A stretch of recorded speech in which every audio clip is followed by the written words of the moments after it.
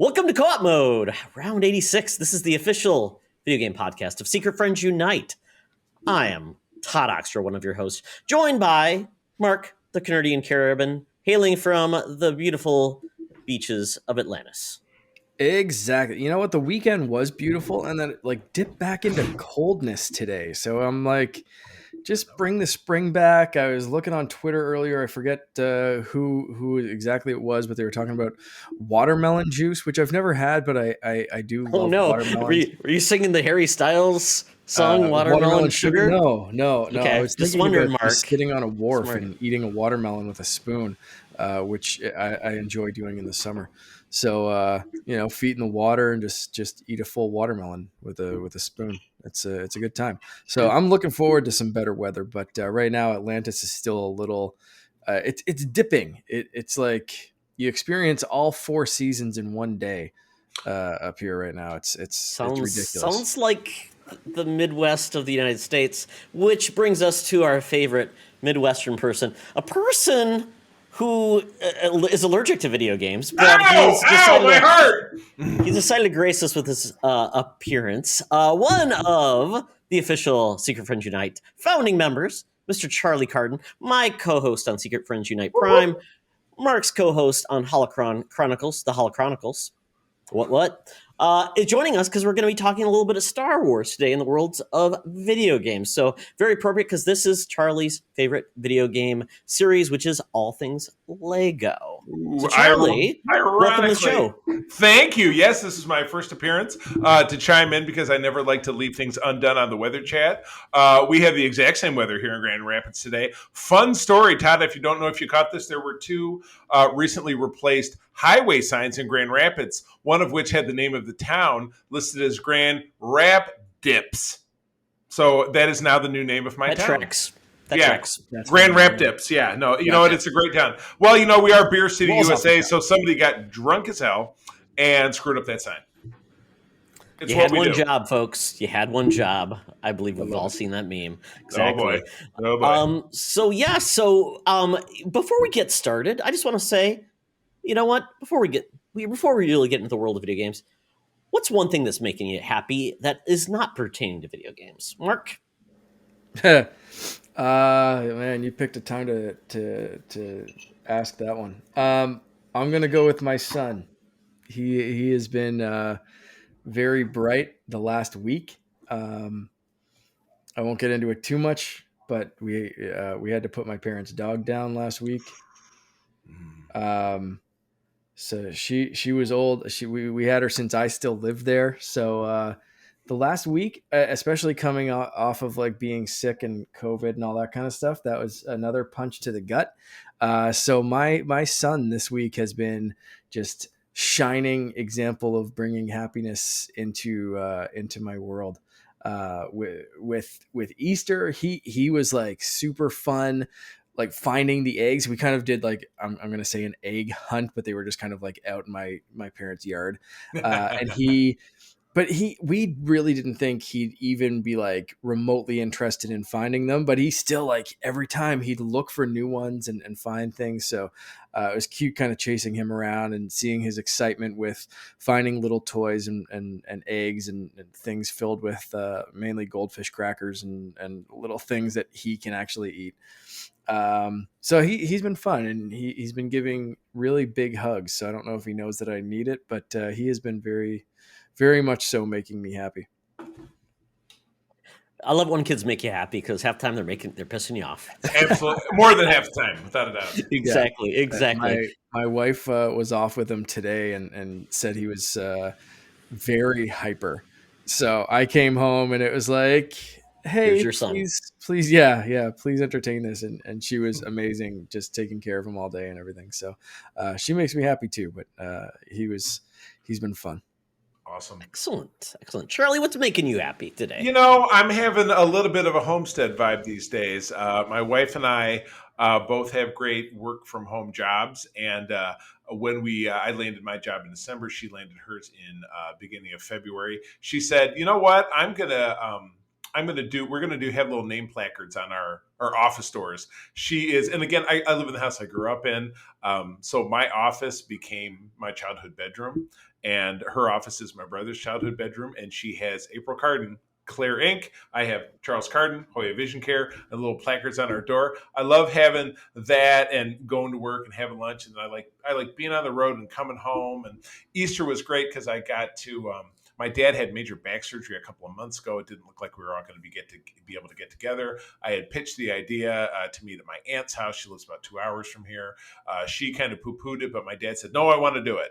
So we did. We all got together, got to see my aunt, and got to see my uncle and his partner, and then my dad and his wife for the first time since Thanksgiving, which at that, I hadn't seen my uncle's partner. My uncle's partner, Rodney, had been together for 25 years. I hadn't seen him in 2 years because of COVID. So it's amazing just to have family get back together again. So it was touching. I'm kind of feeling that great family vibe and just kind of loving my life and my spouse and being with my family. It just feels good all over. It's awesome. Todd, very, very good. You know what was making me very happy today? A trailer that was shadow dropped. Thor, Love and Thunder. Holy crap in a sack. Taiko is back, bringing the weird to Marvel. I love the fact Paradise City's coming back. This trailer is making me so happy. And at the very end, by the way, did you notice that's Russell Crowe as Zeus? You saw his back. You didn't know? Yes. I mean, I had heard, but I didn't. I just watched it the one time. I did watch it on my TV on the YouTube app, so I guess I got to slam it down a couple more times to really get focused. Mm-hmm. Yes, and at the very end, Jane Foster becoming the mighty Thor. The mighty Thor. There you go. There you go. She is redeemed after the Dark World. Don't let any of the wags say she's Lady Thor or Girl Thor or whatever. She is the mighty Thor. She's Thor, suckers. Deal with it. Well, she's the mighty Thor. Speaking of Taika Waititi, have you guys watched Our Flag Means Death? I've heard two episodes. Very good. Get on it. Yes. It is fantastic. I am on episode 7 or 8, I believe. And where's it on? Where's it on at here in North America? Habo Max, Charlie. HBO. They call the Australians call it HBO Max. So there you go. Yep. That sounds very much like an Australian accent, Charlie. Oh yes. Yeah. That's what they say in the week. They say I assume it's on HBO Max. Well, they say assume for something. They say A to Z. They always say Z. They slip that. So does Canadians, but I don't think Canadians say assume when they add an H onto that for some reason. I assume it's nothing. And consume. And now I know why the show is 2 hours long. Is listen to us. Exactly. Well, we typically do a cultural appreciation moment where I ask Mark something stupid about Canada. So we're moving on, though. We're moving on. So very good. So let us know, folks, what's making you happy, because that's very important to be happy in this world that we live in. But from that moment, we get into one of our favorite segments of the show, and that's called Buy, Rent, Return. And Mark, I was a little disappointed this week because I said, we were trying to figure out what it was going to be. So I think we've got some ideas for future weeks. Mm-hmm. But then I gave Mark some topics because it's Star Wars related, because of Lego Star Wars. I said, how about these games? Masters of Terras Kazi, Star Wars Connect, and Super Bombad Racing. And Mark's like, Todd, I don't think I know any of those games. It was so bad. Yeah, no, I honestly, I knew about Star Wars Connect. I had never played it because I never owned a Connect. And the other two, kind of rang a bell, but seriously just empty spots in my Star Wars knowledge. So dead air. This is an interesting choice. Yeah, so I'll give a little background on each of these games. So and they are actually from 3 different eras of gaming, which is very fortuitous. And these are more infamous games than really good games. First is Masters of Terras Kazi. This is a fighting Star Wars game, which might be the only Star Wars fighting game of all time. This features a lot of different core characters, and there were some actual original creations for this game. One of them is one of the most famous non-canon characters, and that is the Tuscan Raider Whore. Like prostitute? That is his name. Hoar. Oh, okay. Very good. There you go, Charlie. So there you go. I'll save the ex-wife. I'll save the ex-wife jokes. So let's make him canon, please. How did that get past any kind of censor. I think Lucasfilm being, I mean, you've seen what Fox pumps out. I mean, look at some of didn't they give us Bound with Gina Gershon? Wasn't that a Fox movie? Fox Searchlight? I mean, they turn out some kind of dark shit. Well, Mark, this game is teen, so I think that's one of the words you can say as a teen. I guess, yeah. Don't call your mother a whore. She's a whore. So the best way to say this is like tech in Star Wars, so take it to the bank. It's really good. Then we have Star Wars Connect on the 360. This was an exclusive, actually launched with a Xbox 360 console that was themed with R2-D2, actually made a lot of cool noises and things. So probably going to be a collector's item if you own it. So very cool. But this essentially was using the Kinect technology to become a Jedi, using like force push, using your lightsaber, and ultimately just looking like a dork doing it because it wasn't really accurate. Don't let anybody film you. Yeah, and then the other thing, it had like a Dance Central version of Star Wars with it's most famous for "I'm Han Solo." Oh, I know what this. Yeah, those were all over YouTube. From, that is vomitous. Exactly. That definitely is that is very early aughts, bottom of the pile. So yeah. Oh. Yeah, just stick a fork in that one. And these are all exclusives to the console they were launched on, so crazy as it is. And then lastly, on the PlayStation 2, Super Bombad Racing. So really taking advantage of the prequel series. And you know what? Every series needs a kart racer. South Park had a kart racer.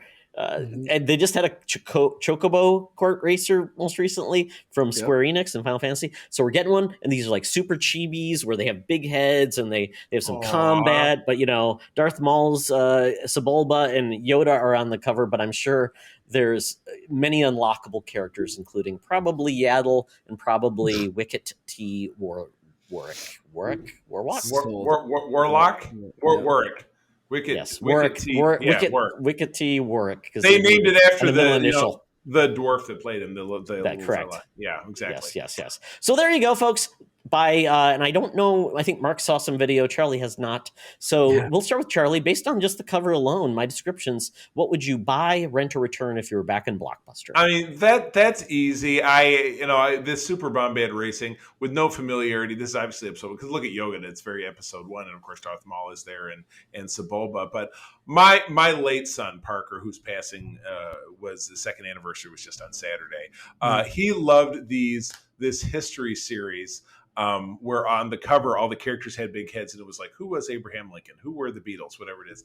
And he would, God, such a sweet boy, he would sit and recite, he would memorize these, and he would come over to my house to visit and recite them to my wife and I. So just looking at this, I get such a vibe of that. And even if it's total trash, I got to purchase this game. As far as rent, I would, I'm trying to figure out that this Masters of Terrakasi is kind of interesting to me because that became canon in the Solo movie. Mark, if you remember, there was a line from Kira said to L7, who was Lando's sex droid, I think, that she said, yeah, it's Terrakasi, the martial art or whatever. So this became canon. And, I always have a soft spot for stuff that's kind of canonical. I am trying to figure out what's going on with the character in the background here. Is this female and she's wearing a crop top, but she's got like a man, like a fistor arm, like from Masters of the Universe. Todd, is that how you would break that down? I mean, you're the Masters of the Universe guy. Does that look like Fisto's fist? Yeah, Fisto. Yeah, she's got like a whole arm. I can tell you who she is, Charlie. Her name is Arden Lynn. Okay, weird, because Arden was my grandmother's name, and don't like to see a chick wearing a crop top that has my grandmother's name. So that's kind of a thumbs down. So I think I'm gonna have to return that one, and I will have to for sure rent the Kinetic Star Wars, because if the Han Solo thing is, if that's not even as bad as it could get, I would love to see what else is worse, but I don't want to be stuck with it. So that one would be the rent. Curiosity, yeah, that'll get you. Yeah, big time. So I'll just tell you who the characters are in this game: Arden Lynn, Boba Fett, Luke Skywalker, Han Solo, Leia Organa, Chewbacca, Thok, who was a Gamorrean guard. Fuck you! And Hor, the Tuscan Raider. I'm not a whore, I'm a dancer! Darth Vader was a secret character. Princess Leia in Metal Bikini. How is he? How is he a secret character? He's on the cover. He's a secret. A Stormtrooper was also Mara Jade and Jodo Cast. It's not Joda C, it's Jodo Cast, who I have no clue who the hell that is. No. That's Joda C, by the way. Sorry. So he was a member of the Alliance Spec Ops who became a bounty hunter in the time of the Galactic Civil War. He also wore armor similar to Boba Fett. That sounds like such a corny OC that you would see at some con. Oh, I'm about to see that thing. Yeah. So that might have changed Mark's mind in the selection of these games. But so Charlie, what else? I said I would rent. I would rent the Kinetic, and then I would dump on the Masters with my grandmother wearing a crop top because that's a big thumbs down. Yep, makes sense. All right. So Mark. You know what? Mine's going to be very similar to Charlie's. To be honest, I'm going to buy Super Bombad Racing because it could be terrible, but from the video I saw, it kind of looks at least halfway decent. Kart racers are always fun, and it's always fun to branch off from the game I've been playing for like the last 48 years, Super Mario Kart 8. Right. It feels like at this point, before you were born. It's amazing. Yeah, exactly. I've been playing it since before I was born, and I still enjoy it. But to branch off into Super Bombad Racing, I think would be fun. And I'll stick with that one for my buy. For rent, this is a toss-up. I don't know if I'm going to go with Charlie's morbid curiosity of Connect and see how bad/good that is. But now that I've experienced Star Wars in VR, I don't know if I quite need that Connect experience. So I'm kind of curious what a Star Wars fighting game would be, and I've never had that before. So I may rent Masters of Terras Kasi and return Star Wars Connect. And I'm kind of doing that just to have a different answer than Charlie, because I kind of wanted to mirror his exact answer, but I'll stick with that for now. So Todd, what are you thinking? Well, I had to look and see who actually developed this game. Lucas Learning developed Super Bombad Racing, so it was an internally developed game, Mark. So there you go.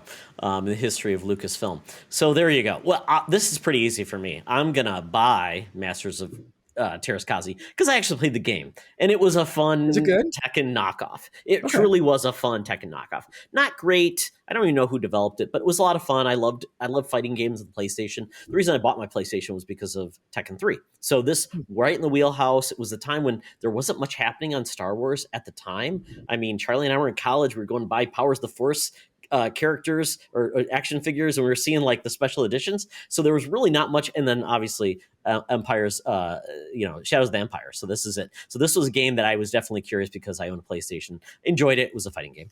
I have played the Kinect game. It was fun, but not very good because the motion capture was just not great on the Kinect 1. But it was fun, and doing Dance Central is always good hoot. And to see like these characters just be silly and dumb was fun. So at the time, Star Wars was really coming back with that and well worth the fun. So that would be a rent. And Super Bombad Racing, man, it just seemed that is so of the time, Mark, where everything got a kart racer, and they were usually not good, and they were just like throwaway. But you know what? Everybody loves a kart racer, so exactly. that's going to definitely be the return. I'm like, ooh, yeah. There you go. So we actually got some responses from the Discord group. I don't know if you saw that, Mark. Yeah, so let's bring that up. And I also put it on Twitter. So let's see what we've got in the world of Discord. So in regards to, we got Schloss Ritter, which I still don't know if that's his real name. I don't know. Does anybody know Schloss Ritter? Is he a real person? Is his moniker? Is he like a German adjutant who's just joining our Discord group? Nobody knows. But he says he would buy racing, rent Masters, return Connect, just like racing games, more than fighting games, and those more than whatever the Connect game is. A related note, any fans of Episode Racer need to check out the console-exclusive sequel, Star Wars Racer Revenge, even better than the original, in my opinion. So there you go. Interesting. There you go. I love Star Wars Episode 1 racers, but I never played Racer Revenge. Interesting. I might have to see what that's all about. But Episode 1 Racer I have on the Switch, and it's fantastic. Yeah, it's kind of reminding me of like, what was it? Star Wars Jedi Starfighter. That was a game on PS2 as well, and maybe Xbox and GameCube. That was a fun, like, just starfighting game. So lots of good games. These are not really good games. So maybe But we'll follow up with a more quality game. Are good games. They do exist, is what you're trying to say. Oh, absolutely. There will be a future Star Wars episode. There's always hope. There's always exactly. Hope. So before Charlie has to leave, he's just going to pulse in and pulse out. We're going to get into what we've been playing. So very quickly, I believe all three of us have played Star Wars: The Skywalker Saga. I played it on Xbox Series X. Mark, what did you play it on? Series X as well. Yeah. Charlie, and you played it on PS4? Yes, I am obviously in the basement with the old PS4, but I assume it works the same. But yeah, that is. I mean, I am a dilettante when it comes to video games. I'm not like you guys. I've dabbled with the Arkham Knight and the Telltale, was it The Walking Dead or whatever, and it's just nothing ever grabs me with these Lego games. It's comfort food to me. I played the first Lego Star Wars with my oldest son when he was 8-9 years old, and it's just nostalgia for me. It's nostalgia of nostalgia, so it's like stratified layers of nostalgia, so it just always brings me back. But yeah, this game is there's a lot going on. I was telling you guys when in the pre-roll when we were just getting in, I just spammed out enough of gold studs to get all the point multipliers. So now I'm set. I can go back and buy additional characters and whatever, and additional abilities and stuff. But this game adds some complications because you've got to collect these data cards in order to be able to level up with your different stuff. So that's another search. So it adds more gameplay, and there are 19 or 20 different hub levels. So you're going to every planetary system that was really made famous by those 9 films, by the 9 films of the saga. So you're going to Tatooine and Bespin and Canto Bight and Crate and Endor and Exegol, and you're going to all these different films, or all these different areas that were outlined in the films, and doing tasks, which is very endemic to the Lego way. You're not collecting the gold bricks; they're Kyber bricks now. You also go to space and you shoot apart a Kyber comet, which gives you more studs. And so there's so much gameplay. And again, I got the season pass, which the first layer of the season pass, and I think maybe in Told, I think further on down the road we might get some additional story modes out of it. But it's just the first 3 were character packs. So you've got Mando season 1, Rogue One, and what was the third one, Mark? Did you get the season pass as well? Yeah, I did. Was it Solo? Yes, Solo. So you've got young Lando, young Han. So it's like nothing that really knocks the door down. So I'm really hoping, obviously, for further content. But there are what seems like hundreds of hours of other content in front of it, running around like Tatooine, and here's you've got to ask a character, but you got to have some characters speak in weird languages, so you have to have a translator droid, or you have to acquire the translator droid thing, and there's just so many layers to it, which is fine because it's a game I could play for 6 months because it's the only game I play. So that part doesn't bother me so much. But for Todd, I know you're a touch and go because you're like, I'm looking to get on to playing something else, because it's just, I know that you don't go back and spam and do tasks and stuff because that's just not for you. Which, you know what? It's what we say in Star Trek, IDIC, infinite diversity and infinite combinations. Do shit your own way. Enjoy what you enjoy, and just have at it. So I like doing that because, again, I'm not like, I got to get off and play this other thing or whatever. This is the deal that I like playing. I try to encourage my wife to do it with me. She's like, yeah, I'd like to play it, but I hate the split screen because I know I'd fall behind, and then we start yelling at each other. And so I'm like, all right. I like playing it by myself too, because then you don't have to be like, come on, keep up, keep hitting square. You can do it. It's the secret shame, I would say, of a dad. People want to talk about the joy of playing with your children, but I'm one of those people, and there's many others. I hated it when Logan was that age because he would just drive you nuts. It was just like, I'm trying to do something. After all, like, it's not cute anymore. Like when we played the Mario games where he'd like throw me off a cliff, and I'm like, this isn't fun anymore. Same. Knock it off. Kill me. After I was like, yeah, this isn't fun anymore. This isn't a good parenting moment. This is like, I'm going to kill you. You're making something I enjoy worse. So there's going to be other games that are going to be better, but yeah, we're much better space now. But yeah, right. So Charlie, in regards to these games, because I feel like this is really taken some step forwards to the actual gameplay. Very true. How is that working for you? Because it's different. It is different. I'm learning to navigate it is taking some time. Like the character menus, yeah, you can go the long way or there are hotkeys, but you have to learn them. And so I could sit down and occasionally, scroll through and try to find something on IGN or one of those. I know IGN, Todd. I know I always rip on IGN, but that is actually what they do. But yeah, you can go and research and stuff. And so the hotkeys are slower. And there's certain weird inconsistencies, like if you're flying a ship mission and it's on free play, it may change your ship, and then you can't change it back to something you want it to be. So that's annoying. So there could be a way to get around that I just haven't learned yet. So you're right, I'm learning, but again, it's Todd kept saying while this game was delayed like 2.5 years, Todd's like, "Oh, it's going to be great. I swear it's going to be great. It's going to be totally worth it."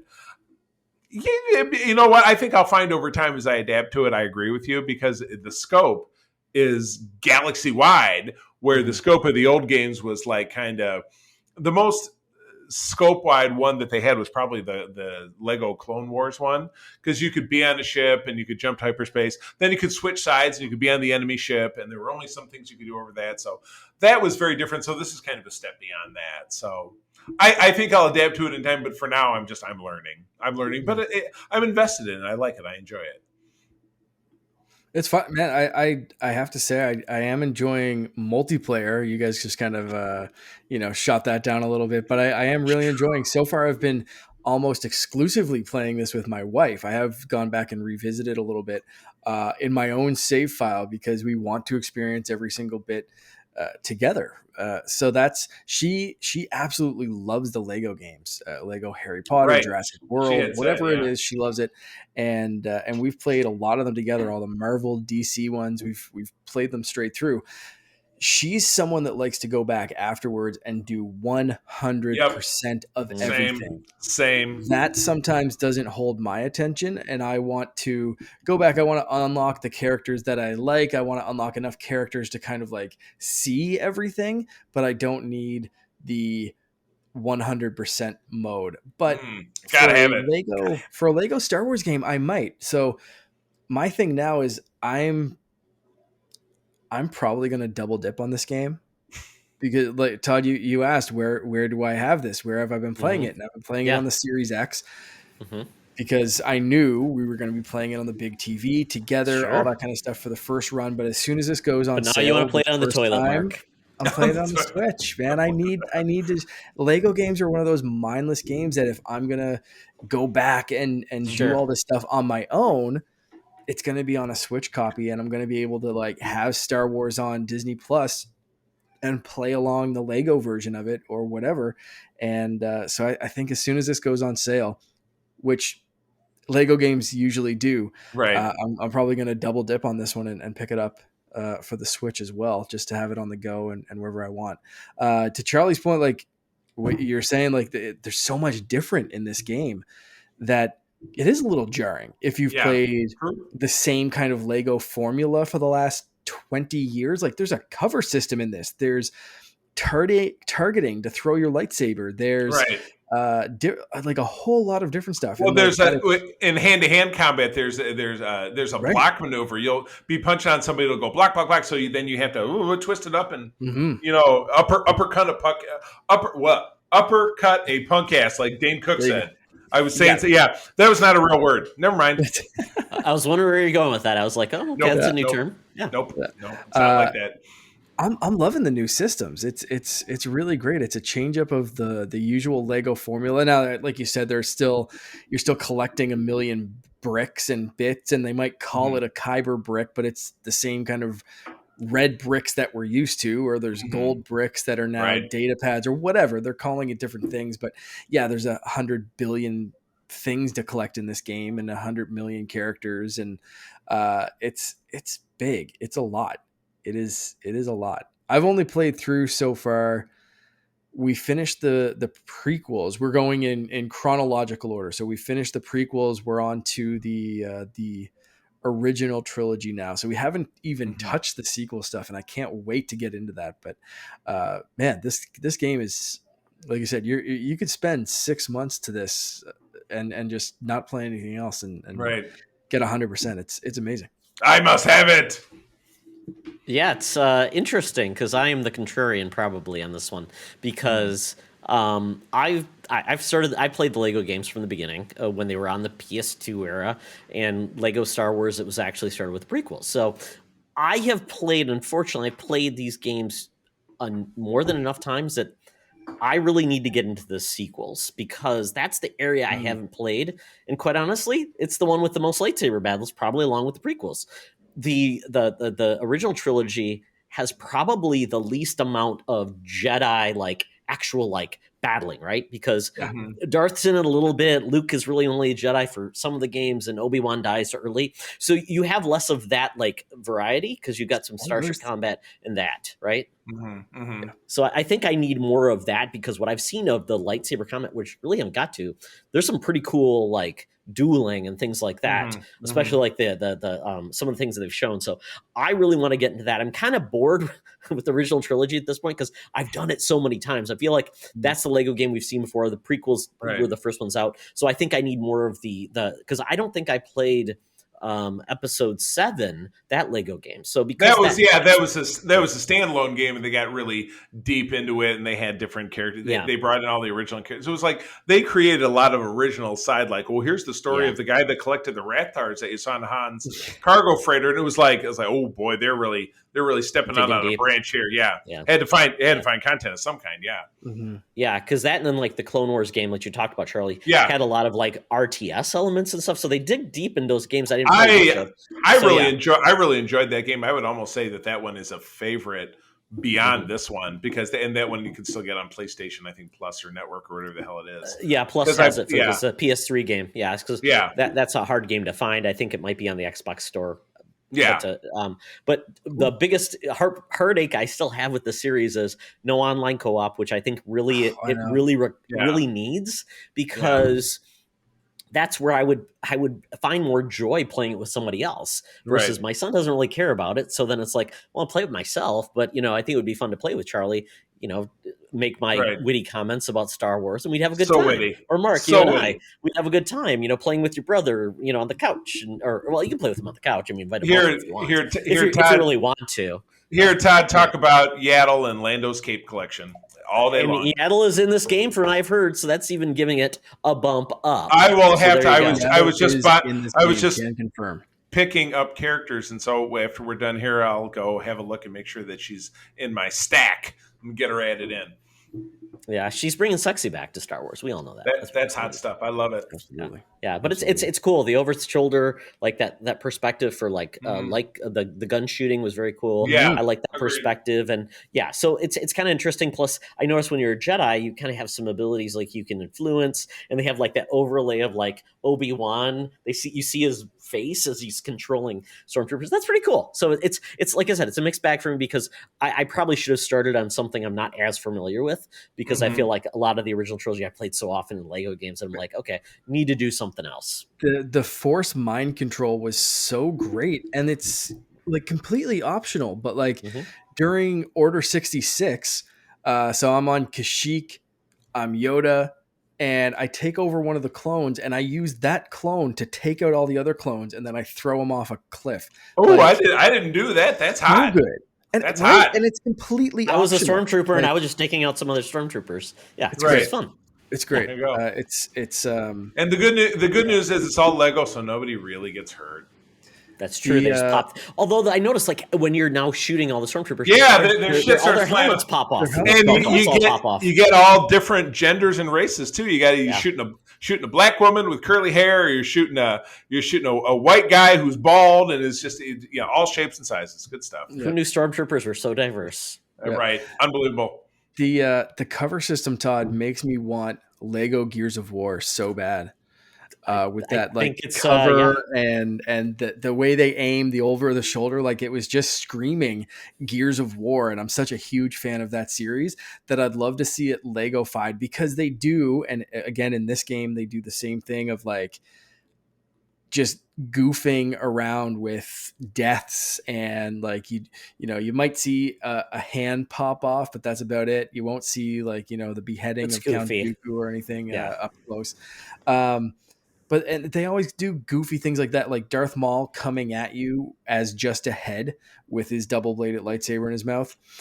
Spoilers for anyone that hasn't played the What? Oh my Yeah. goodness, Mark.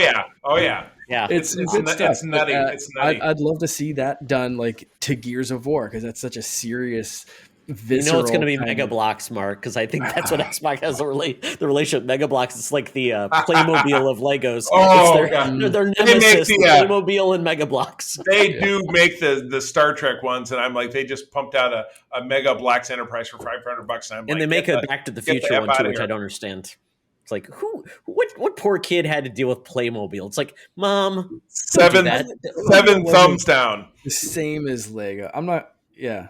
Let's not Horrible. get into kids' toys. I don't want to Horrible. take up too much more of Charlie's We found time. out Playmobil is the only authorized toy in Canada. And Mark's jealous. You know that. Huge Lego fan, but we also we did have some Playmobil. Not Oh really my Lego God. blocks. Unbelievable. World shattered. All right, kids. Yeah. Okay, All right, well, Charlie. this is it for Charlie. We're gonna boost him out. He's gonna go off and conquer more levels in Lego. But More Charlie, Lego thank worlds. you for joining us. Well, Mark, now that it's just the two of us, let's get a little bit more intimate time. We're gonna get into what the two of us have been playing. So there were some releases on NSO. Yeah, Nintendo Switch Online N64 released. Big surprise to me. Anyway, I was very excited when I saw this dropping. That is Super Mario Golf 64, just kind of out of nowhere, and I'm a sucker for some good Mario Golf games, and this is a good one. This is a really good one. So far, I have been mostly focused on the character unlock mode. So you start off with just a couple of characters, and basically you have to face off against the different computer controlled characters in order to unlock that character. And it's tough. The further you go, like Mario's kicking my ass right now. It's pretty tough. Sadly, I have not tried the online. I did get an invite, and I was so Donnie Reese invited me. Saw me online. Nice. He was Can getting. you do like foursomes or? Yeah. Okay. Yeah, it seems like can do 4-player online, and he invited me into a game, and I was just finishing up the last hole, the last thing to try to get another character unlocked, and I stupidly should have just hit a suspend point and jumped right in with Donnie. And Donnie, if you're listening to this, I apologize because I didn't. I finished out the hole and then tried to join, and they had already started their match. I saw that there was 3 people in the match, so I'm assuming I could have jumped in, and like I said, 4-player online. It would have been awesome. But so I haven't gotten a chance to play it online, and I really, even just for the show to speak about it, I should have just jumped in, but I was so close to unlocking that character that I had to finish that stage and unlock the guy. So so that's my experience so far. It's great. It is one of my favorite Mario Golf games, probably after the handheld versions. The GBA? Is that the one? Or GBA, which well, one? Game Boy Color originally. Oh, really? And then GBA. Yeah, really, really good. And I have that on my 3DS behind me. The Game Boy Color, the GBA versions, whatever. So, but this one's right up there. This one's very solid. Before they got into too many like goofy gimmicks, which sometimes work and sometimes don't in the Mario sports games. So this is an example of just kind of that pure Mario sport that I really love. So that's what I've been playing. That and Lego Star Wars have been taking up most of my time. Like I said at the top of the show, it's been another kind of rough week for me. I'm wearing my glasses as well today, which I've had like some weird kind of eye infection that we couldn't really figure out. My eye doctor was like, "What's going on?" And there's like, my eyes weren't red, but they were like doing some weird shit. So that on top of the everything else, it's been a hell of a couple weeks. So sadly, I've been taken up with other stuff, and gaming hasn't really been at the forefront. But I'll tell you, man, this and Lego Star Wars have been very good escapes when I have had time to game. So I'm curious to hear what else you've been playing.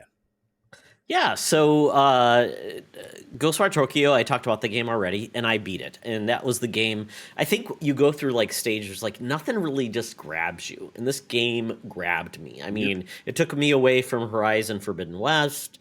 And this game just like, I love the fact that it was an open world game where I could do side quests, open up the world, and still carry on with the main quest. And I really, really enjoyed it. I was really enjoying the fact that I no longer have a surround sound system because I packed it away. But in the controller, it has a speaker in the DualSense, and it's so neat because it adds a 3D element where your companion is talking through it. So it really brings the game more to life. So a really cool implementation. Really loved the game. It wasn't a difficult game, but it was a very satisfying game about a brother trying to save a sister and this relationship you have with this character that's taken you over and giving you special abilities. Really enjoyed it. Really love the aesthetic. Just once again, traveling around Tokyo in a cool modern world aesthetic is very cool. So I would highly recommend it. It is going to be coming to Xbox probably a year to Game Pass because they own the studio now. So, if you can wait, but if you really want to play it, it's well worth it. It's really like the DualSense implementation. So Ghostwire Tokyo, very cool. The creator of Resident Evil 4 and Evil Within made this game. So if you like that aesthetic, very, very cool. That I've been is a playing more. tough decision for anyone that has both consoles or access to multiple consoles. It's like, play this now, pay for it, whatever. It's a great experience, or be patient and wait. For me, it's an easy choice. I don't have a PS4 or a PS5. I mean, and so I'm gonna wait for the Xbox version. And there's also such a vast amount of stuff to play, whether it's something new that we're seeing a few releases come out, but also if this is a lull time for you, if you're not interested in like Lego Star Wars or Switch Sports that's coming out, I think the end of this week or next, but if that stuff's not speaking to you, it's a good time to go back to your backlog. But there's a lot there too. So that's a tough one that hopefully people will either visit now or revisit later when it comes out, because it sounds really interesting anytime you've spoken about it. Yeah, really like it. Very, very fun. And it just reminds me of Doctor Strange, the way you use your abilities with your hands, which is very fun. You feel like you're making magic happen. So very cool too, if you like that aesthetic. So then, Mark, I've been playing a lot more Kirby. Logan's actually.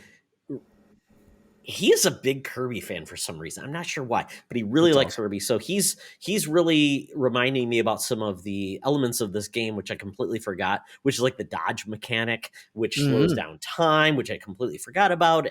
I'm going through it. I'm really enjoying the game. You've got these really cool like side like missions where you can go in and you have to get a good time. And so Logan's like taunting me, like making me get better, because he's like, Dad, you got to beat that time because you'll get something. You get more of the stars or whatever you get to improve your abilities and things like that, because that's a cool part too. You actually improve your mechanics. Like you get like the volcano heat ability, which is very cool too. But Logan was convinced that I would get like something significant when I got like beat the time. You got like 50 more coins. I'm like, yeah, okay, it's not significant. Like, it's like bragging rights. Yeah, it's like bragging rights, and that's it. Yeah. And some of them are like, they're lethal. It's like, I don't know if you played the one, Mark, where you have to be like the cone, the traffic cone, and traverse it, and it gives you 60 seconds. And I'm like, the way it knocks you off and does things, we're like, that's brutal. I'm like, anybody that can get it below, I'm like, you're the Elden Ring god of Kirby, because it's like, this shouldn't be so difficult. And then other ones like, oh, you have 3 minutes to do it. I'm like, why do I only have 60 minutes? And I keep getting knocked off. There was one I missed, and I can't remember which one it was, but I missed it by 4 milliseconds. Oh. So whatever time it was that you had, so let's say 60 seconds, I got 60.04, and it didn't give me the thing. And I like almost just snapped my Switch in two and called it a day. Like I was just, like my wife was looking, she was like, what is going on? I was like, 4 milliseconds. She's like, what do you mean? I was like, 4 milliseconds. You're going to say that in your sleep. Like that was, you.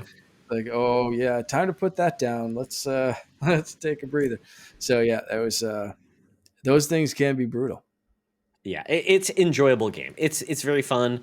I haven't tried the co-op. I heard the co-op's not like really that great. You play Yeah, yeah. Waddle Bandana, and then but still, if you have a younger kid, I think it would be well worth it. So I mean, it's a really good game. Looks beautiful, plays well. And yeah, I mean, Kirby's a great game for this time of the year. It's a Mhm. game to pulse in and play, so I'm really enjoying it. So Kirby, highly recommended if you have a Switch and you're looking for a game to play with your kids. Then lastly, a game that was just added to EA Play, which means it's now on Game Pass. And that is called Lost in Random. Ooh, This is I've been a wanting to play this. cool game, Mark. Now, you may be scared of this game because I'll mention one thing, Mark. I know what you're gonna Card say. mechanics. That's what kept me But from buying this. but and the cool thing is you don't have to buy it. You can just play it for free. Yeah. Now to try it out. The card mechanics. So this is a really cool, like dystopian world, Tim Burton-esque, Leica world, like the Kubo, that studio Leica that does the stop motion games. It Mhm. has that like aesthetic, the Coraline feel, which I really like. It's a beautiful game.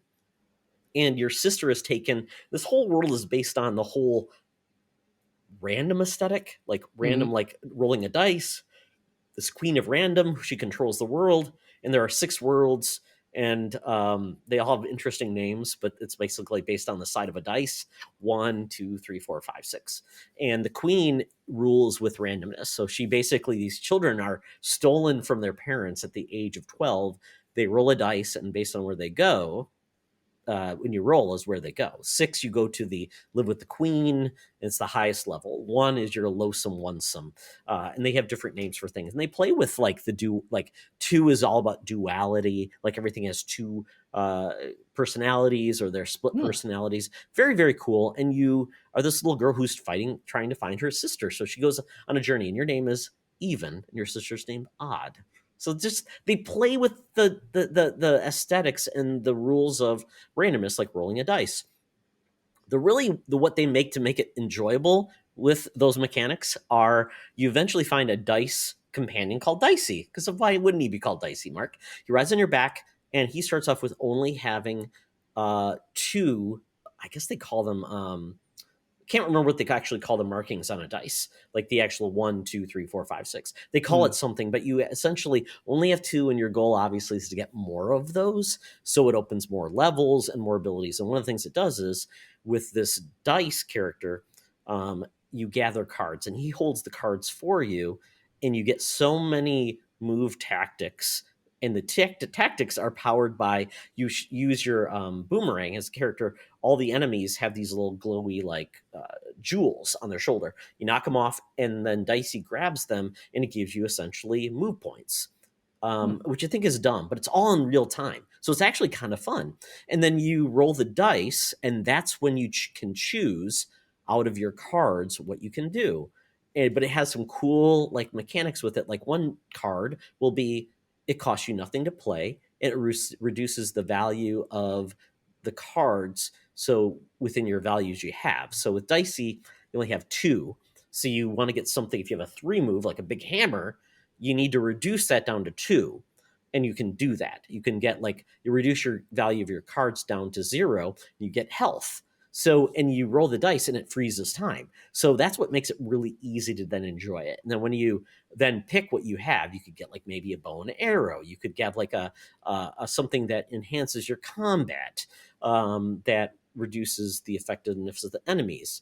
And then once you do that, everything's still frozen until you decide to like whack them, and then unfreezes time and it does damage.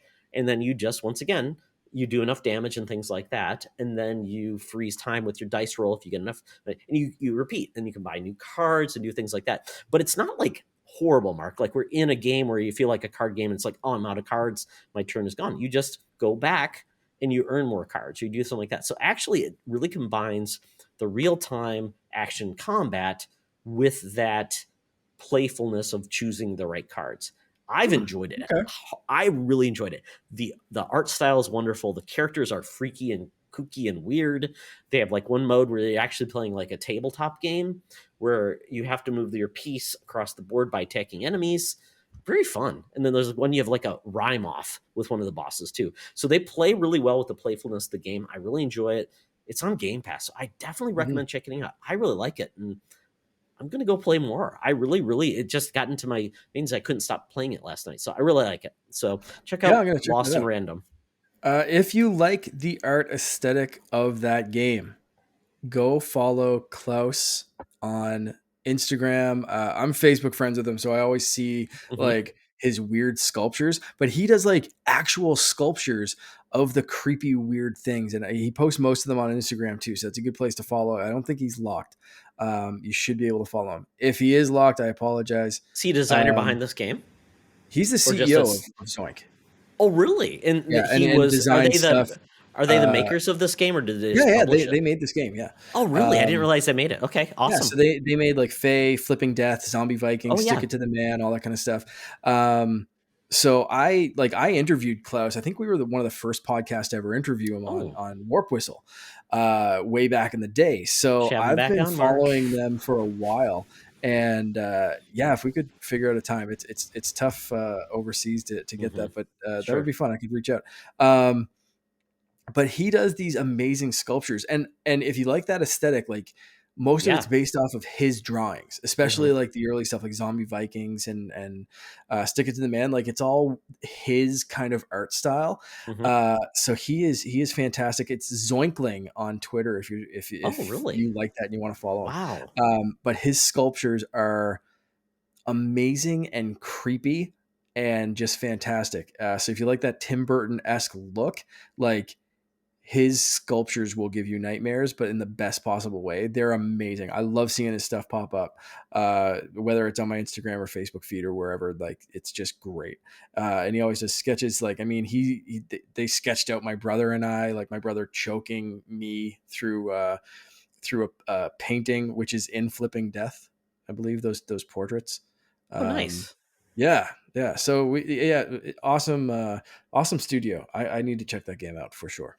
Yeah, I love Zombie Vikings. That was actually a game I got from Bobby, so they are fantastic. Yeah, so that's really cool to see them advance their art Bobby, style and their mechanics. Bobby, myself, and who was it? Barry Dunn, Nintendo Impact Gaming. We actually played Zombie Vikings with Klaus on a stream. Very cool. Yeah, so that's that was another good connection with Bobby, and that's how I got to know Barry. And Barry's awesome, man. If you haven't checked out his stuff, check out Impact Gaming on. He does like Impact Directs. I saw his direct. Yes, they're very fun. Crap. He has like the best indie connections. Like it's wild. Barry's a very unique fella. I love him. He's great. Very cool. Anyway, yeah, I got to check out Lost in Random. Definitely, Mark. Even if it's like you played on the cloud, released that I've never played. Yeah, it's crazy. Yeah, it's really cool. I highly recommend it. The clouds, the cards is just like it's just a part of it, but it's not like going to detract you from the game, which I thought it might. Okay. But it's really it takes a while to get into the game because they build a lot of story and elements to it. But once you get in, it's a lot of fun. So check out. It's installing to my console as we speak. I love Game Pass because I can just fire things over there. I think Finn might just even like watching you play it because it's very, very cool looking. All right. I did introduce him actually tonight. Did you see Danny Elfman at Coachella? I heard that he was there. Did he just play Oingo Boingo, or was he playing like doing like symphonic stuff? Like he did a ridiculous version of the Simpsons theme song. Wow. With him shirtless playing a guitar. He is tatted up and like in fantastic shape for a 68-year-old man. He's fantastic. Wild to see this man like shred on guitar, shirtless at Coachella, like this red-haired, like if you don't know what Danny Elfman and you think like, oh, he did the Batman theme song in The Simpsons and like Spider-Man or whatever. Yeah, no, he is wild. And so he did that, and he did This Is Halloween, and like saying that he put a shirt on for that one. Fantastic performances, though. If you can look him up, man, that's you're going to be your weird thing of the week. That's another thing that made me happy this week. He's an interesting fella, man, for sure. But yeah, this is Halloween. Like Finn was like watching the whole thing, like bouncing along with it, with this Coachella performance of this wonderfully weird man. But anyway, yeah. He's amazing, and if you want a great watch, Mark, with the family, the movies that made us on Netflix, Oh, the yeah. Nightmare Before Christmas episode, Danny Awesome Elfman's all over episode. that one. It's fantastic. Yeah, really good, really good. I love Danny Elfman. Oingo Boingo, Batman, Word Science, all that stuff. God, so many good things. Oh, but then we get into the news, which may have some more awesome things, Mark. This is kind of cool. There's this like rumors, and we keep hearing about where Nintendo handhelds will appear. A micro system, whatever it will be. But the most recent rumors is GBA will be on SO. And quite honestly, this makes me very happy because I think GBA really transitioned the handheld to like kind of like pseudo okay games that were, they were growing maturity to like this is representing like Super Nintendo games. Yeah. It really embraced like more powerful hardware to really build some extremely awesome elements. GBA was my first handheld I ever owned, and I love that thing, even though it was not backlit, so it was like a pain to use. Wasn't great at launch, but still a great set of hardware that actually had a afterburner second party backlight installed in my original Arctic purple GBA, so I could actually see the things on trips. So I was one of those people that like got into it and got my like combo of Fire Pro Wrestling plus Tony Hawk GBA on my GBA, and I love that console. So good. Loved it. Yeah, GBA was fantastic, and really adding that to Nintendo Switch Online is basically just like almost like expanding the Super Nintendo lineup. Realistically, when you're talking about being able to play it on your TV or handheld or whatever, because the games at that point, like unless you're playing them on the original hardware, once you have it on Switch, it kind of just becomes like an extension of the Super Nintendo library. And by that time, they knew so much about what they could do with that kind of graphical power and the word. I can't wait for this, man. This has to be real. I need this so bad. Yeah, and obviously the GBA was backwards compatible with everything back from the Game Boy Color, and you could get those games. I even remember when I lived in Korea, I owned the system. So, Mark, I got some really sketchy Game Boy cartridges that had like 801 games, and like half of them were not real things. And it was great because I could play like a Link's Awakening, or was it Link's Awakening was the Game Boy Color the game that was redone. I really enjoyed that. I mean, there were so many fun little games. The Bionic Commando game was excellent that you play in game. So maybe this opens the door that maybe they could do others as well. But there are so many good games on GBA that this is like a no-brainer because they just translate so well. It's full color, looks beautiful. The leaked list. So this is coming from some leakers where I'm reading it. Escapist magazine has a big piece on it. The leaked games that they're testing. Now this again is just testing that they've grabbed from this leak. If you believe, take all of this with a grain of salt, but seems like a pretty realistic grain of salt. Astro Boy. I won't read all of these, but like Castlevania, Aria of Sorrow, and Circle of the Moon, like just stick a fork in me, I'm done. Drill Dozer, Fire Emblem, The Sacred Stones, amazing. F-Zero, like try it out, such a great game. Golden Sun, the Golden Sun RPG, awesome. Gunstar Superheroes, fantastic. Like Harvest Moon, Kingdom Hearts, Kirby and the Amazing Mirror, Mario and Luigi Superstar Saga, Mario Golf Advance Tour, we already mentioned that one. Super Circuit was, again, if you like the Super Nintendo, Super Mario Kart, this was just kind of an extension of that handheld. Mario Party Advance, Mario Tennis, another great sports game. Mario versus Donkey Kong, so good. So good. The Mega Man Battle Network games. Those haven't been available anywhere online. No. I don't think there are any like collection. Metroid Fusion. Jeez. This is like through the M's, Mark. Fusion. Where's the rest of the alphabet? Where's the rest of the alphabet? Am I missing it? That's the only list. That's as far down on the list that I can see right now. So crazy.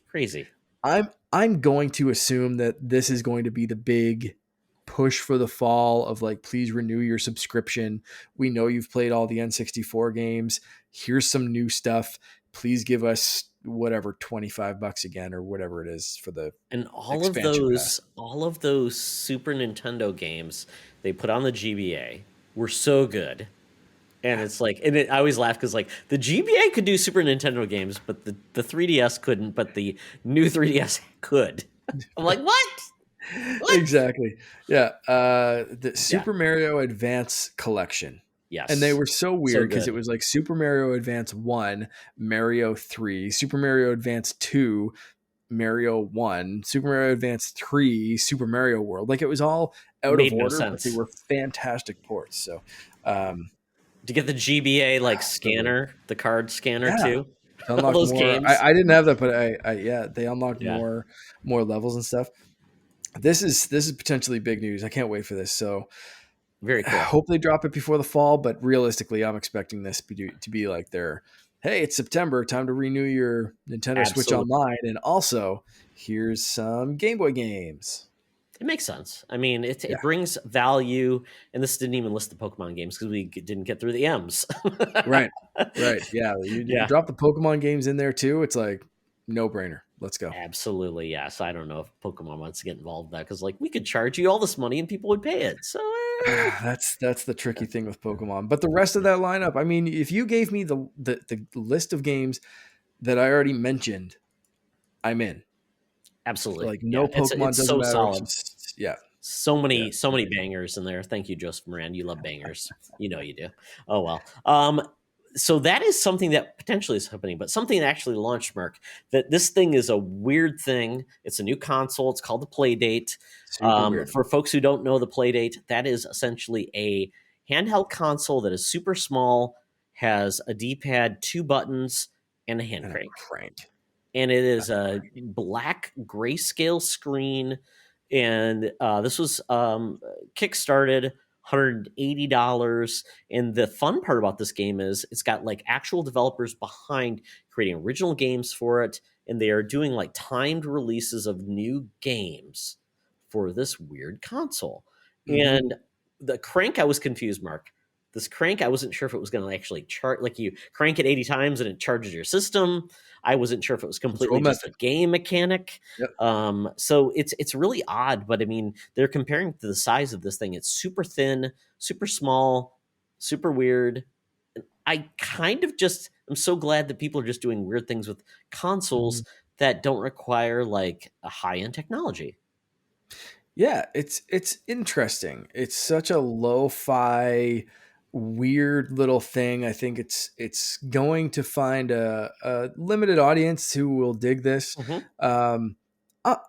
I won't lie, I'm interested in it, but the dropping that amount of money on something with there's a few things that tip me against ordering it right now. So one of those things is they're releasing games in like seasons. So right now you're in season 1 and there's a certain collection of games, and you'll get season 2 and they'll release a certain kind of, there's not like a store where you can just seemingly go buy games for this thing. And maybe that will be added later. I don't know the specifics of it, but I did see one post today from Jules Watcham saying he'd love to do something there, but there's no store for him to I was going to say, how do these developers make money?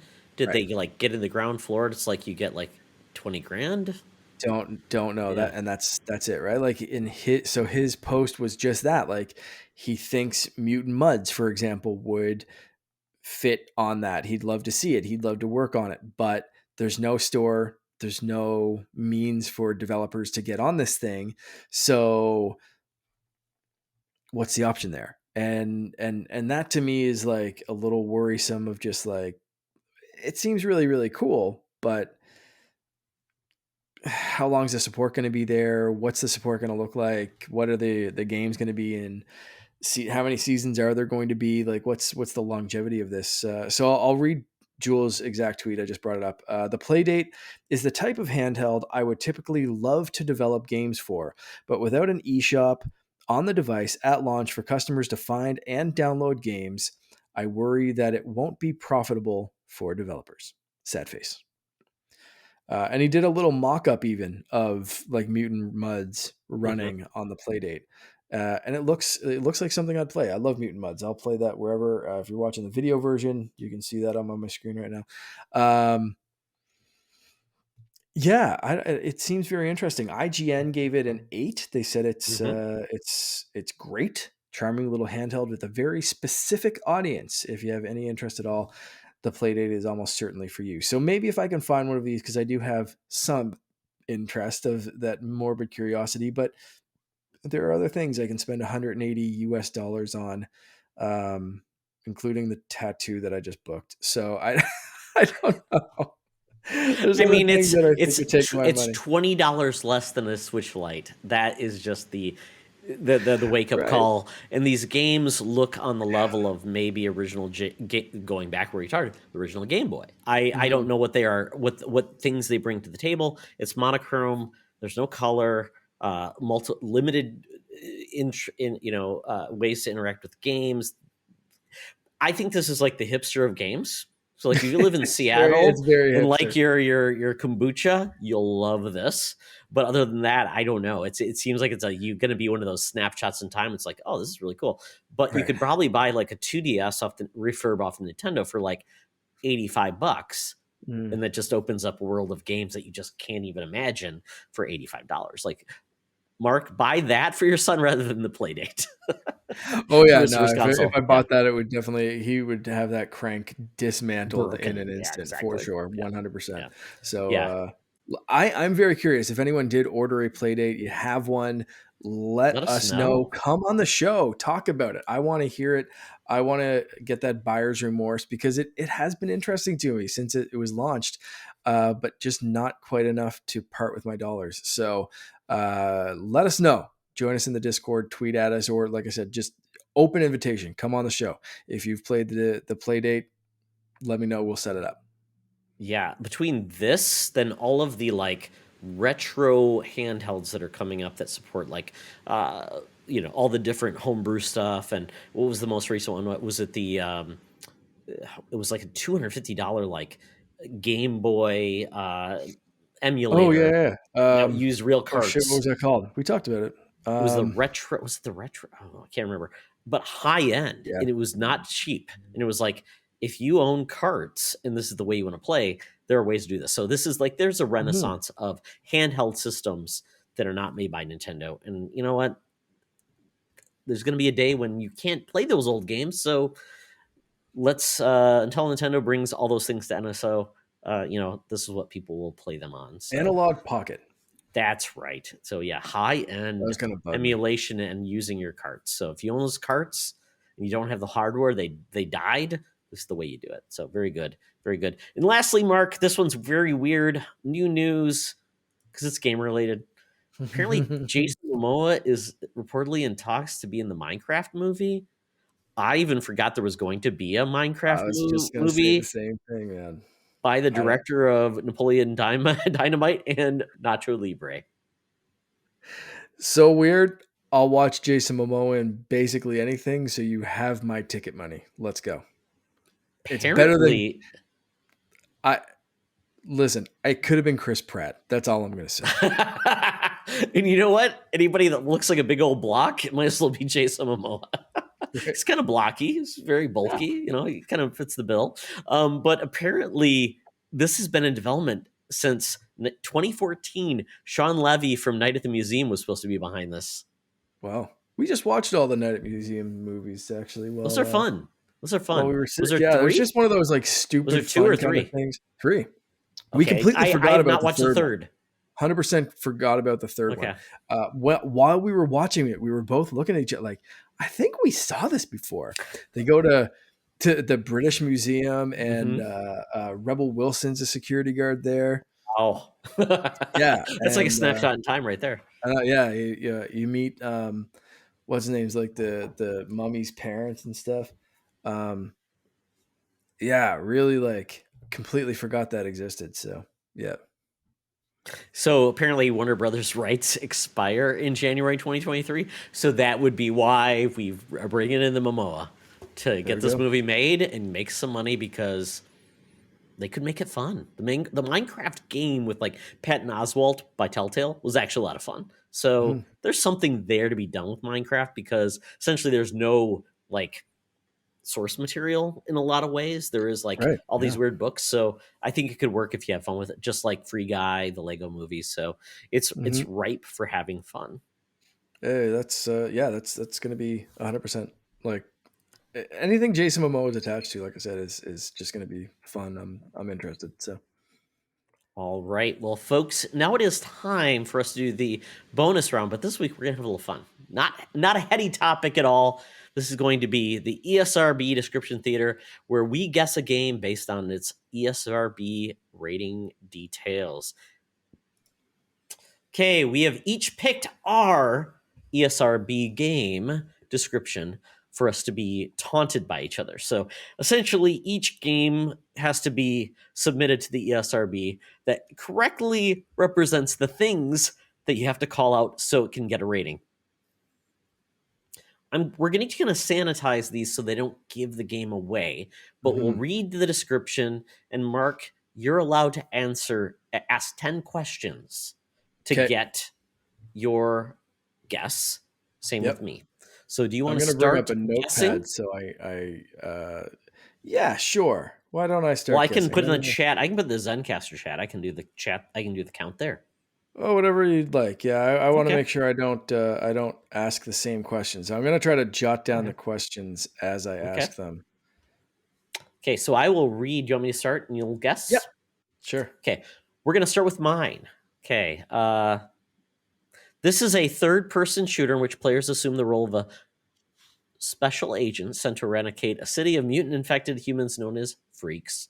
Players shoot the humanoid creatures by launching rockets, tossing shrapnel grenades, shooting at them, leaving behind piles of bloody bodies that sometimes burst apart or catch on fire. Some cutscenes depict innocent civilians being attacked by creatures, such as a news reporter being mauled on live TV. In one scene, a soldier jumps into spinning helicopter blades to stop the aircraft. His severed arm is flung across the screen, along with other bloody chunks. Additionally, characters often use language such as F asterisk K and sh asterisk T and a asterisk S within the game. Okay. Man. All right. So they call them freaks. Okay. So what game was freaks? I'm okay. So I get 10 guesses at this. 10 guesses. See what it is. Okay. Sunset Overdrive. No. Okay. So you can ask questions about surrounding the game if you want, not just the actual title if you want. So that's one. That's one guess. I almost want to burn out a few just like guesses. I'm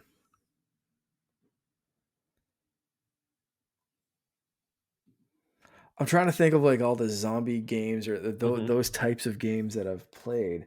I don't think like, because House of the Dead came up, but I don't think like we got that kind of humor in that of like the like ass F, whatever. Like, okay, was this a console exclusive for Xbox? Yes. That's okay. 2. Xbox exclusive. Okay. Oh, what's that game called?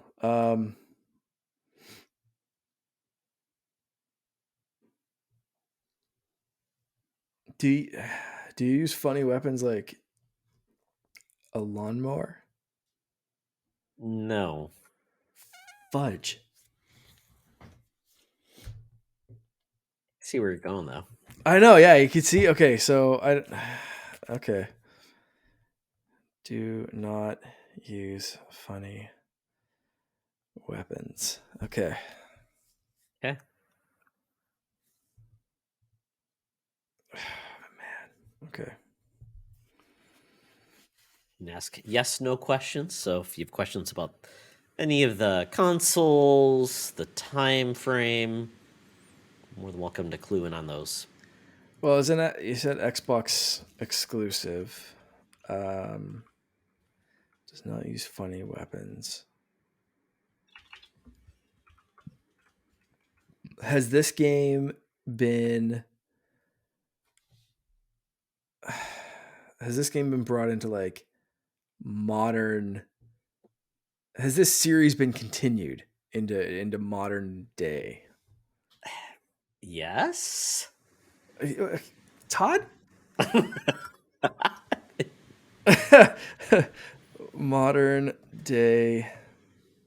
Yes, question mark in my notes. Thank you for that very useful one.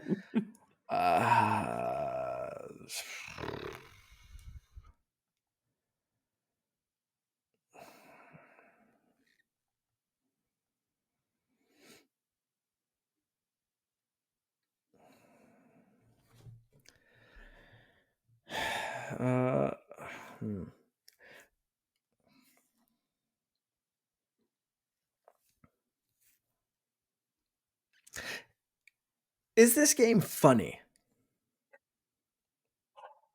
It's like, would you not really- say that they're trying to make it funny? I'm not talking about like, something happens in a Resident Evil game or something that it's like, haha, that was hilarious to see because it was goofy. Like, were they trying to make this game funny? I would say this series is not known for its sense of humor. Okay. And that's just me not really playing. I mean, I've played all 3 games, not necessarily. Ooh, there's deep. 3 games. Oh, crap! Crap. Okay, Crap. you kind of gave me that one. I'm gonna count that as 6. Okay, okay. You're gonna count that as 6. Okay. I'm gonna count that. There's 3 Okay, games. okay, I'm gonna okay. you gave that away. Oopsie. Okay. All right. Modern day. Okay. Freaks, rockets, pile of bodies, elements, and civilians. Mauled on TV.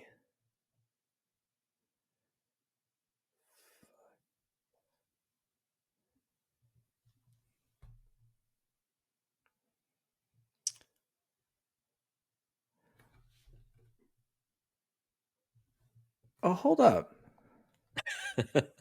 Is there a light bulb? No. Wait, yeah, no. Hold on. Okay. Is it? I don't think this. Is this a zombie game? Or would you call this like a zombie, like House of the Dead, Resident Evil? Like this isn't a zombie game. Not at its roots. Not at its roots. Not a zombie game. What am I on? 8 right now? Mm-hmm. You have, 8, 9, 10, and the guess. Yeah. So 3 more questions and a guess, Mark. Okay. So it's kind of funny, modern day. Do you want me to go over any of the description pieces again? Yeah, you know what? Could I hear the description one more time? Sure. This Does is a that count as my third-person 8? shooter. No. This is a third-person shooter shooter. which players assume the role of a special I agent missed that the first time. sent to eradicate a city of mutant-infected humans known as freaks. Players shoot the humanoid creatures by launching rockets, tossing shrapnel grenades, and shooting at them, leaving behind piles of bloody bodies. They sometimes burst apart or catch on fire. Some cutscenes depict innocent civilians being attacked by creatures, such as a news reporter being mauled on live TV.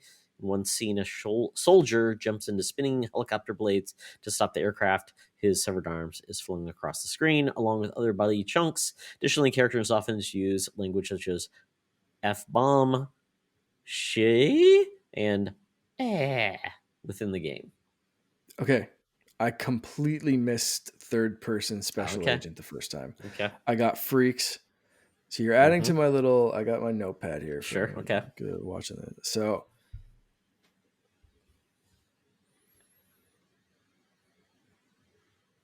What are those games called?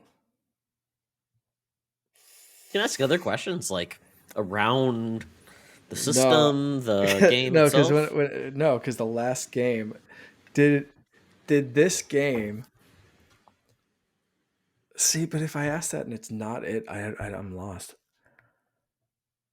It can be vague. You don't have to say the specific title. No, I want to ask the specific like. Okay, so if you ask, is it this game, and it's not. No, okay. Did one of these games feature Terry Crews? Yes. Haha. Okay. All right, perfect. Okay. Did they make a I Brooklyn think- Nine-Nine game Yeah. or Idiocracy game? I almost missed The Secret Agent. I am so glad you were able to reread that because I was Too honestly, generous. I'm too generous. my mind was not on Okay. the Crackdown series. Obviously, this is Crackdown. Okay. Holy crap, man. You had me going on a completely different path until you reread that. Mhm. I was thinking like zombie Okay. games. Like obviously I asked Sunset Overdrive, Dead Rising, all that kind of, I was trying to hint down those paths. Good pick. Okay. Well, now if you're Very familiar good with the pick. games, this Yeah. should be pretty easy, Mark. Very good pick. Bring man. it on That was- home. That was awesome. Okay. I'm up. This one, I'm going to go with something. Wait. Oh, sorry. You didn't get. So was your guess Crackdown 3? No, my guess was Crackdown. Oh, no. What? It's not Crackdown. It's not. Well, okay. So I had is to, that your like, guess? get the oh, okay. So we're not talking full series. This is the The specific game. Yes. Oh, Yes. Like, could you okay. just say Zelda and get a pass, Mark? Come on, this is a Well, prestige okay, series. all right. Okay. I'm picking up what you're throwing down. Now, I didn't pick a specific game for one, or maybe I did. I guess that's the ESRB. Okay, yeah. There should be a specific game. The Yeah. first one in there. Yeah. Okay. All right, cool. Yeah. So I have what, 2 more guesses or 1 more guess to narrow down. Is this the second version of this game?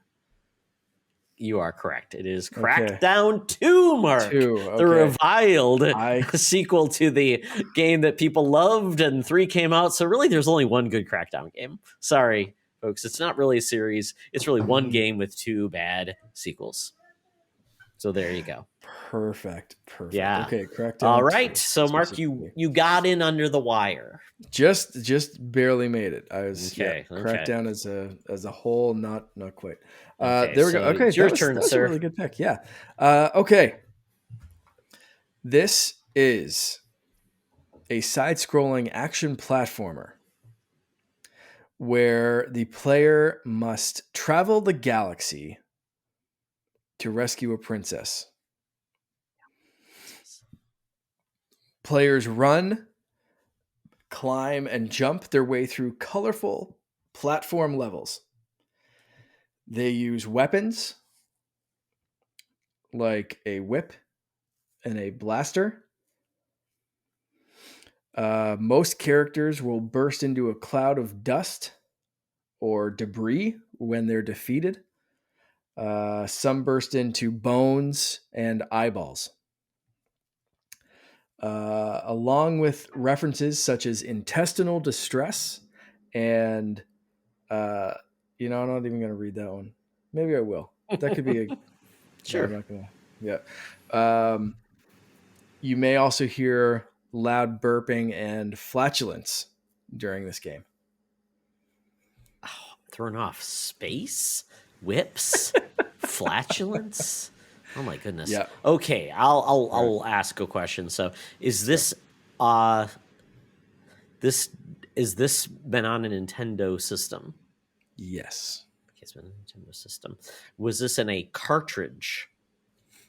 Yes. What cartridge? Okay, cartridge Nintendo. Was it exclusive to Nintendo? No. Okay, so multi-platform debuted there. Burping the flatulence. Jeez, that beats.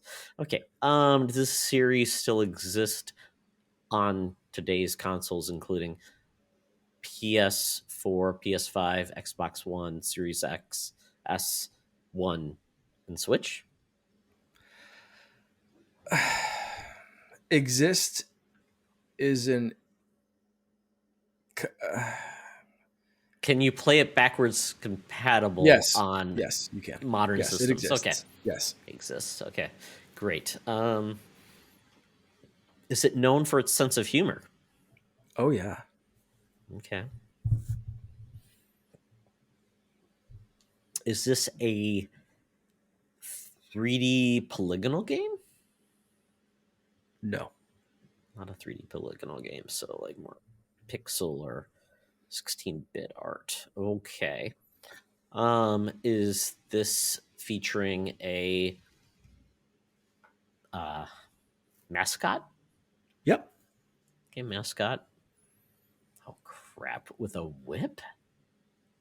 Oh. Is this feature an annelid as its main character?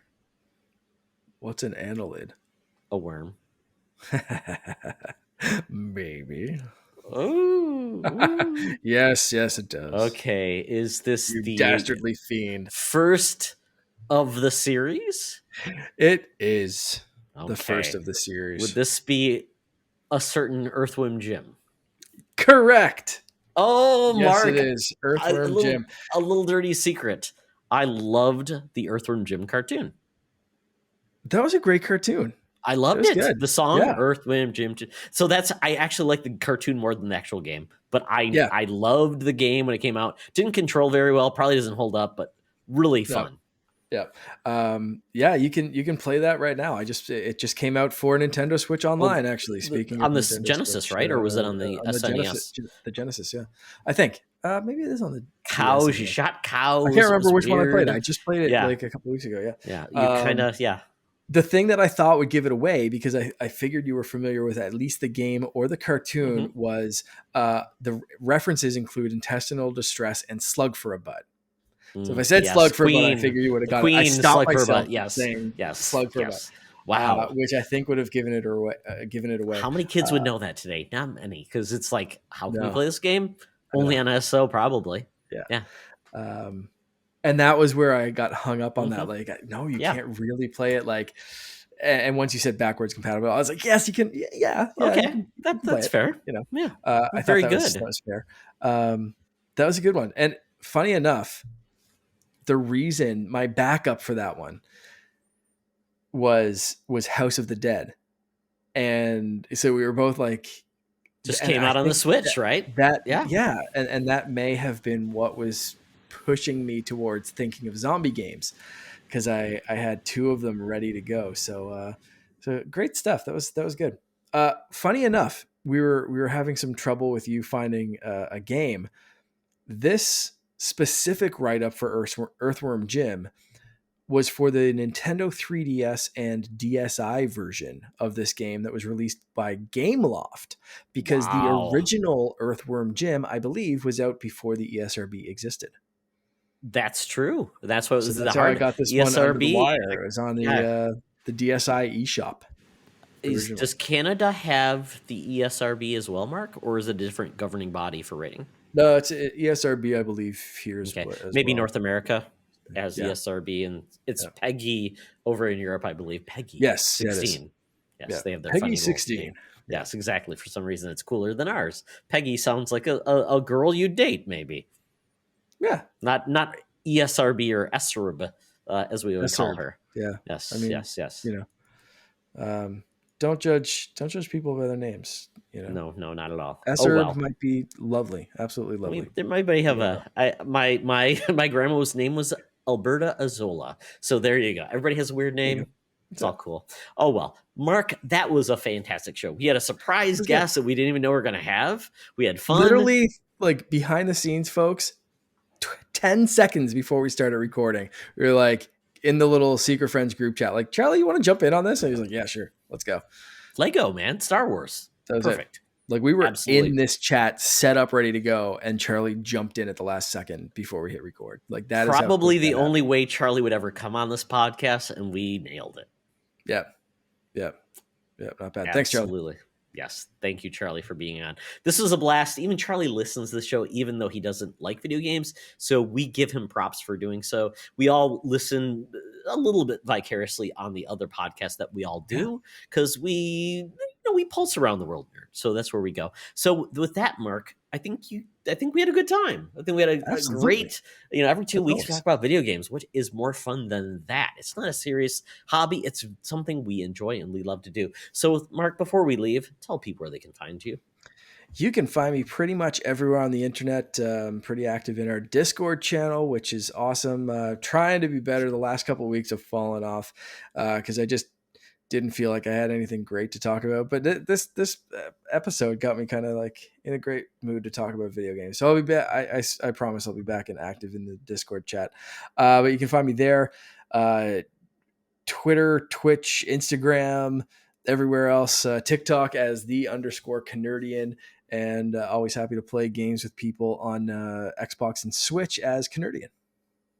Follow Mark and his wife as they play games together. It's a lot of fun on Twitch, so definitely do that. It's a hoot, and hope we see more of that. Play It Takes Two, Mark. I think you guys will have a blast with it. Let's load it up. Between that and Lego Star Wars, we've been planning some stuff out and have not felt good enough to Twitch stream in a few weeks. So that's coming back. But we keep making these plans of like, how are we going to do Lego Star Wars? Like, do you want to play this on this? And we're finally, last night is the like best sleep I've had in weeks. And today I feel the best that I have in a while. So, we'll get back to everything.